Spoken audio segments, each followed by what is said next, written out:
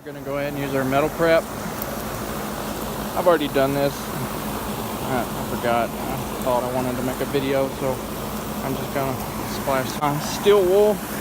I'm gonna clean this panel vigorously, which, like I say, already done it, so you do it more vigorously than I'm doing it right now. This part, I want to wash it off really good. Oh, rinse it off. It's at this point where most people mess up. They dry this off instead of letting it air dry. Oh, let it air dry. I'm hoping y'all can see this.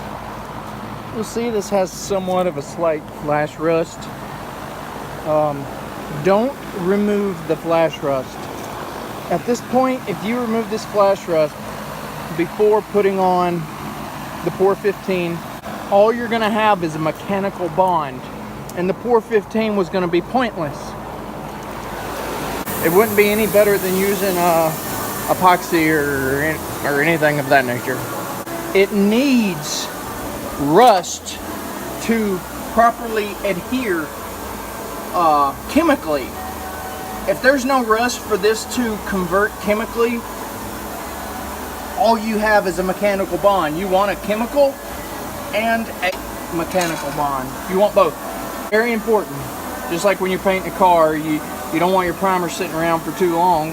You want your epoxy to still be fresh enough to adhere to the 2K. You want your 2K to still be fresh enough that your sealer adheres to it chemically and mechanically, not just one or the other.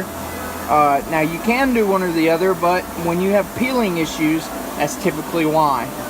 There is no chemical bond, and it's dumb.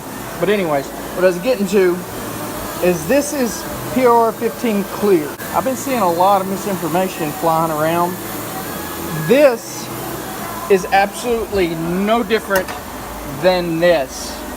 You see it says rust preventative. Por15 clear, rust preventative. This will yellow and or chalk up if you do not put a top coat over it. They sell top coat products, but the Por15 rust preventative clear is not one of those products. This just allows you to see what's underneath, basically, for whatever reason. Sometimes it makes customers feel better, but if they saw the rust underneath it like it's supposed to have that chemical bond, we're not talking about deep, nasty, scaly rust. We're talking about that flash rust. So it has that chemical adhesion and the mechanical adhesion from the acid cleaner. If you've ever seen this stuff flake off like paper, it's because it's not designed to go over paint, and it's not designed to just have a mechanical bond. Those two reasons are the only way this stuff can ever come off in a sheet, because somebody has not used it correctly.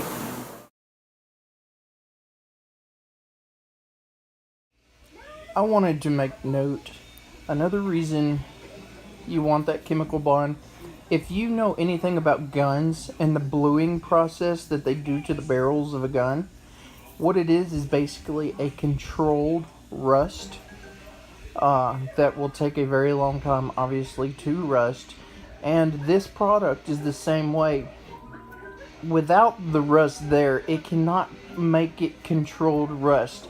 It just has that, like I said, mechanical bond, and that alone is prone to flaking.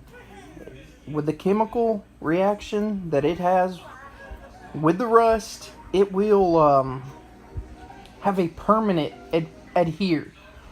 And yeah, it feels weird to leave a little bit of flash rust, but that is very necessary for this product to work.